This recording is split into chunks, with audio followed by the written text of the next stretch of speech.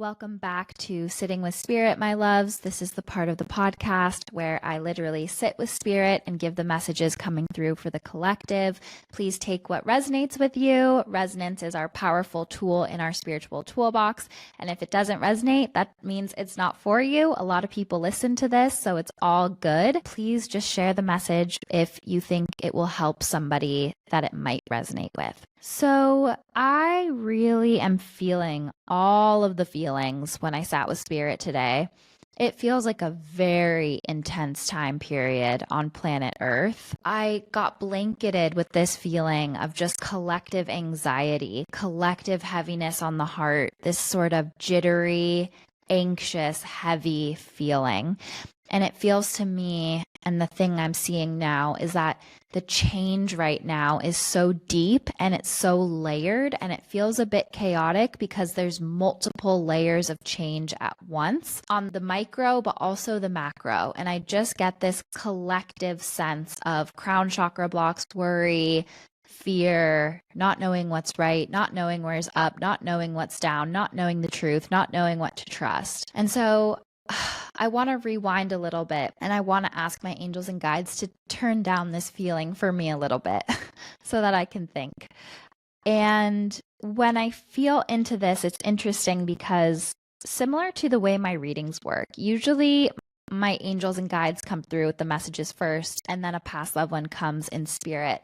And it's interesting to me because these little micro sitting with spirit messages, they follow the same path. So I start with what's coming through from our angels, but I did have a past loved one coming through as well. So I'll get to her message in a moment. But the overall feeling I'm getting is that it's a deeply, deeply charged energetic moment, and that we might be feeling that deeply, deeply, deeply in our body. And a message coming through about that is that the truth of our body is not the truth of our soul. Meditate on that, think on that, because that's a phrase that came through to me as I was sitting with our angels. The truth of our body is not the truth of our soul. And so our body is full of heaviness, anxiety, worry, and fear based off of what's been passed down epigenetically, what's happening around us, what other people are saying. And our soul is connected to a different truth than our body. Our body is connected to our history. Our soul is connected to all that is. And so just know that if you can detangle the cords of whatever's coming up in your physical body right now through times of change and unknown and uncertainty and perhaps collective intensity, that if you can detangle those threads, you might find a higher truth of your soul that comforts you in a simple way.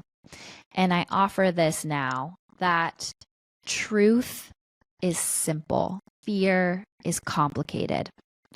And so sometimes the most simple message can be all is well or all will be well, which is so simple, but that is the truth of what wants to come through. Whereas fear will list and go down rabbit holes of all the ways things can go wrong and all the ways they've gone wrong in the past, but it's not rooted in the here and now. And so what I'm seeing for the collective is a time of major endings and beginnings, a lot of death and rebirth, a lot of shedding the ashes so that the new can come in, a lot of old safety crutches being taken away. And the message I get around this is that it's a good thing. It's time to make new energetic space and cutting the things that are lukewarm, that aren't really working, that we keep trying to throw ourselves against a wall the same exact way, but it's not budging. We're not getting where we want to go. The marker isn't moving forward. We have to make new energetic strategies. We have to cut things away so that we can try new things. And I literally just got this image of us almost like we're in a science lab of our own life, being like, okay, that chemical reaction didn't work. What if I mix this with this and try that? Let's see what that happens. And so there's almost this experimentation with the new that's coming through. Try new things, because sometimes we can feel so stuck or frustrated, but it's because if nothing changes, nothing changes. So try something in a new way and make energetic space for that. I'm doing that personally. I was sitting with my angels and guides actually this morning, and I got the clear message that it was, time for me to end one of my offerings so that I could put that time towards something new that wants to come through. And so just cut the cords, because cord cutting is a big thing that I see around this week and this time period. Cutting the cords to what isn't working so that you have the energetic space to try new things in new ways. And maybe it's not even something completely new, but it's a new approach or a new tactic or a new contact that you're speaking about it with. Whatever it is, it feels like the things that you aren't getting off the ground and that haven't been getting off the ground for a while, you don't have to continue struggling with them. Figure out a new pathway and try that. I also feel like this is a very karmic time, and they were bringing me to, and my angels speak to me through astrology since they know that I know that language. They were bringing me to the North Node in Aries. And the North Node in Aries is all about who we are, who we're meant to grow into, being so clear on what we want from this life, and having that fool's energy that knows the risks and jumps off the cliff anyway, that takes a risk. And so we're in this moment now that's calling for strength, bravery, pioneering, feeling safe on our own, making a new energetic choice, initiating a new journey, all of those Aries themes. We are stepping into our warrior energy. And the tests and the lessons and everything coming up right now feels very tied to where do you give your power away and where are you not in your inner warrior, heart warrior energy, because that is what is needed right now. And I see holding this sword, and it feels so important, and it feels like a sister message to the cord cutting message, where it's like cutting through the cobwebs, cutting through the doubt, cutting through the limiting beliefs, cutting through the relationships that try to keep you small, cutting through the life circumstances that have you feeling trapped or stuck or like you're in victim consciousness. It is more important than ever to realize that the top of our prison is open and we have wings. It is our time to not make any excuses for our stagnancy, but instead to come up with solutions that are heart-led, even if they're not as linear as, okay, this is my new business plan and this is how I'm going to do it. Even if it's, okay, I'm going to just switch up the energy and give my angels momentum to work with in these 3 new ways, and let's see where that takes me, and it will put me into a new energetic consciousness where the answers might be more available to me. So just starting to shake things up instead of getting frustrated by the things that might not be working right now. And so September 17th, we have a partial eclipse with the full moon in Pisces. And I feel like this is part of that intensifying energy. I feel this urgency right now. I feel this anxiety. I feel this now or never energy. I feel this shake up energy, this surprising or unpredictable or out of control energy. And it feels like this lead up to the eclipse, like this month before, is like already the creeping vines of change and shakeups are coming through. So if you feel this call to up level and rebirth, this week is very focused for me on the what needs to be released to get that, and also where do we need to release anything keeping us from our bravery. And Aries is really the sign of energy. Its polar opposite sign, Libra, where the South Node is very used to overthinking and thinking about things from all sides and being really safe and asking everyone else's opinion and sort of thinking through everything ad nauseum. And Aries is simple. It's like, hey, this is the direction that my heart wants to go in. Boom, I booked the ticket. I'm doing the thing. I'm starting the business. I'm moving forward. And so Aries is the archetype that we're being asked to embody right now. And so with that, the last thing I saw was the witch's hat symbol, which I love that symbol. And it's basically a reminder, and I'm sure many of you listening to this podcast will resonate and relate to this, that in many lifetimes, we have been magical. We have been healers. We have been connected to the earth, to our own wisdom, to magic. And in many lifetimes, we have been taught that that is not safe. And so this is a lifetime where we are healing our witch wound. And it's not just for the fun of it. It's what Earth needs us to do. It's what our soul needs us to do.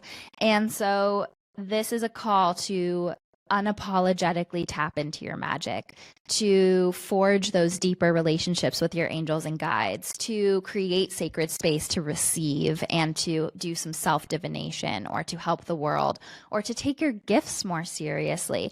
Because what they're showing me now is that this witch's hat is what helps us walk hand in hand with our warrior energy. Our warrior energy wants to hold the sword and cut the path forward for us.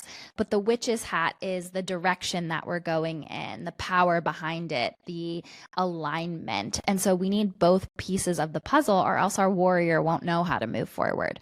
And so the witch's hat is really coming up strongly about feeling safe to be powerful, feeling safe to be in your worth, feeling safe to be magical, feeling safe to be in your spiritual authority, feeling safe to speak your truth in a bigger way, feeling safe to just break out of an uncomfortable comfort zone and live your most powerful, magical life. So yeah, I guess in summation, a lot of the messages are just this discomfort being turned up so high on the micro and the macro so that we have no choice but to crumble these systems, the beliefs, the wounds, the old paradigm. And so something new and more in alignment with love and power and magic and divine feminine energy can take its place.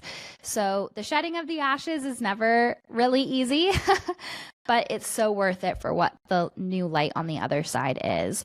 And yeah, tapping into the energy, it does feel like a lot of people are going through it right now, that there's a lot of intensity. And what I want to leave you with for the angel messages is that you got this. You've got this. You can handle it all. Your angels and guides are with you. You have the spiritual toolbox. Find the bravery to make a new choice for what historically has not been working for you. Just make a new choice. And it can be so simple. As I said, the truth usually is. So I did have a past loved one in spirit come through. This felt like a great, maybe even great grandmother. She felt like she was connected to the father's side of the family. And she was very, very old, very wise. She had a bit of a darker skin color to her. And I got this feeling that she was from like an indigenous, like somewhere in South America, indigenous culture that really lived closely to the land. And I got an M name with her. Her name started with an M. And I also saw tulips, interestingly, tulips and flowers being really connected to her. And her energy and personality, she felt like quietly powerful is the best way I could say that. Like she felt quiet in her wisdom, like she had nothing to prove. She felt watchful and observant and so wise. And it felt like she had a bit of a difficult life. It feels like there were a lot of things outside of her control that happened to her, her family, her home, her culture. And it felt like she was this sort of quiet presence observer through the tragedy. And it feels like in some ways hiding her magic, hiding her truth, hiding her higher spiritual connection did keep her safe because she was never seen as a threat.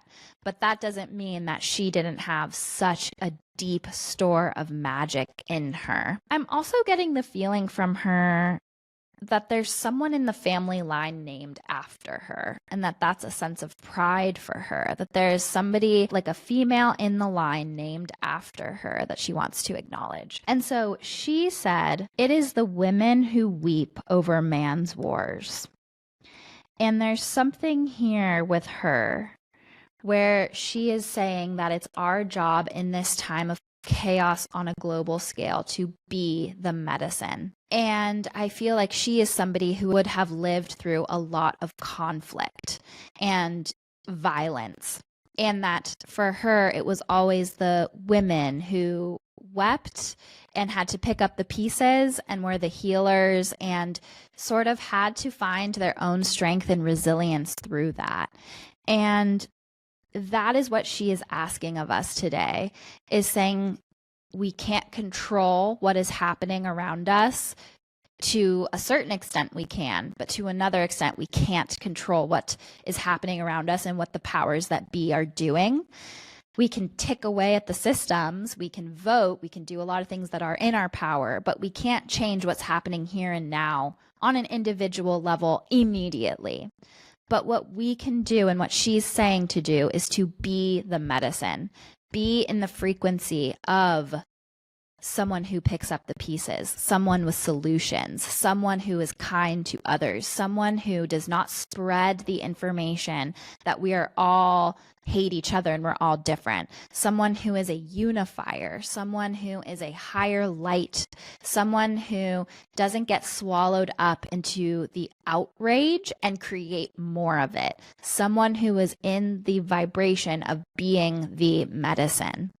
There was another message from her today as well, which is somebody or many people are wondering, should I bring a baby into this world? And the message that she gave me is that this, first of all, is a debate that mothers and fathers have been having since the beginning of time. Everybody in some way thinks their time through history is the scariest and that they shouldn't bring a baby into it. So that's the first thing that I want to say. The second thing that she said is that it's not just about your choice, because the babies incarnating into this time are choosing it for themselves. You're creating the vessel. The soul of the baby is choosing to come for you as their parent and to come to earth at this time. So there is a message here of this baby is co-creating with you and making that choice. And most likely this spirit baby around you is part of the reason you might feel that call to have a baby, is that one wants to come through. And so there's a special, I see this like beautiful silver gold light around this next generation of souls. I see like this bright, bright, bright white silver gold light. And I get this feeling that like this next generation of souls are here to be the purifiers, to help purify consciousness, to help shine the light. And they are so, so, so of the light. Like their energy feels amazing. And so they want to come, and we do a service to the consciousness of Earth when we consciously parent and allow these spirit babies to come to Earth so that consciousness can evolve. And so there is a next generation. So this is to say, don't get so in your head about, am I being selfish by wanting to bring a baby into these circumstances and into this world? Because the babies also want to come. And motherhood, fatherhood, it can never be fully selfish. I mean, it can from the wrong energetic place, but it's more the thing of, no, there will be sacrifices. There will be, ways that you show that it's not a selfish act, that you genuinely do just want to continue a lineage of love.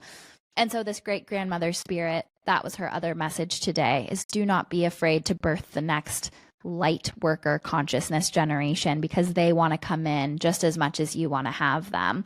And it's so, the fact that you're even contemplating that in the first place shows how loving you are and how much you have to give this future generation and this future spirit baby, because it's a very selfless position to come from. So that is the message that I want to leave you with. I hope that you have a beautiful week. Just like the messages were kind of all over the place, that is how the energy felt to me when I tapped in. I just immediately felt this heaviness. I immediately felt the cord cutting. I immediately felt the cycles of death and rebirth coming into play. And so just come back to your truth. Let the truth be the light. And that truth can be, I don't know, but here is how I feel. And I'm going to sit with that. That truth can be something that you've needed to admit to yourself for a long time. That truth can be whatever it is, but the truth will set you free. Set as a true Sagittarius stellium. So yeah, just big time on planet Earth. The energy astrologically is only ramping up as we near eclipse season. So be gentle with yourself, because I am also being called to share that our physical body might be sort of having a hard time taking in all of the energy and all of the shifts, and that it might be amplifying our anxiety and how we feel about things. So just remember, anxiety is not the truth. It is a messenger emotion showing you something, but it's not the messages coming through from it are not the truth. So my goodness, my loves, I always feel hesitant to leave you guys on a note of intensity in the energy, but I really hope that some of these messages can help you reframe or strengthen your toolbox, or just see things from a different perspective. So I'm sending you so much love. Thank you so much for tuning into Magic Hour, and we will see you next week. Thank you for listening to Magic Hour with Taylor Page. Remember, you are magic.